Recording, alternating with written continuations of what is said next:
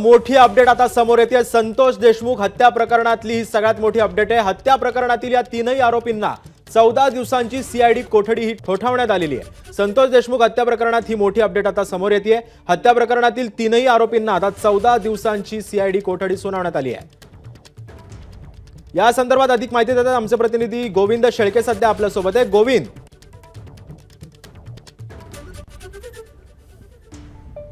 सिद्धेश, जे तिन्ही आरोपींना कोर्टासमोर प्रोड्यूस करण्यात आलं होतं, या तिन्ही आरोपींना 14 दिवसाची म्हणजे 18 तारखेपर्यंत सीआयडी कस्टडी ठोठावण्यात आली आहे। आणि या तिन्ही आरोपीवरती जो काही क्लेम केला, आपण बघितलं की न्यायालयामध्ये जो काही युक्तिवाद झाला, सरकारी पक्षाआधी तपास अधिकाऱ्यांना जे म्हणणं मांडलं त्यामध्ये वारंवार एका गोष्टीचा उल्लेख होत होता, तो म्हणजे संघटित गुन्हेगारी। म्हणजे या प्रकरणामध्ये पहिल्या दिवसापासून संघटित गुन्हेगारी असलेल्या मकोका अंतर्गत कारवाई झाली पाहिजे अशी अनेकांनी मागणी केली होती। त्याची सुरुवात कदाचित आज कोर्टातून होते काय असं आपल्याला पाहायला मिळतंय, कारण तपास अधिकाऱ्यांनी हे सांगितलंय की टोळीने हे सगळे गुन्हेगार कृत्य करत होते आणि हे कृत्य जे करणारे गुन्हेगार आहेत यांच्यामुळं या परिसरामध्ये अक्षरशः दहशत निर्माण होते। अनेक उद्योगधंदे यांच्यामुळे येत नाहीयेत असा उल्लेख या ठिकाणी झाला आणि उद्योगावरती सुद्धा परिणाम होतोय, व्यवसायावरती परिणाम होतोय असं तपास अधिकाऱ्याचं म्हणणं होतं।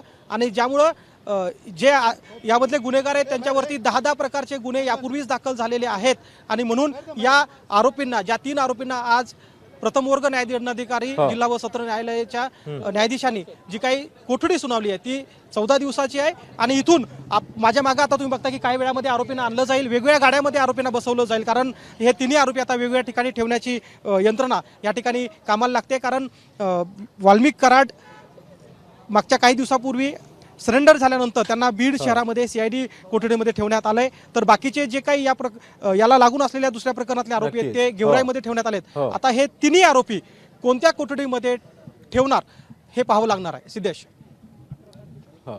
नक्कीच गोविंद, धन्यवाद तुम्ही दिलेल्या अधिक माहितीबद्दल। एबीपी माझा, उघडा डोळे बघा नीट।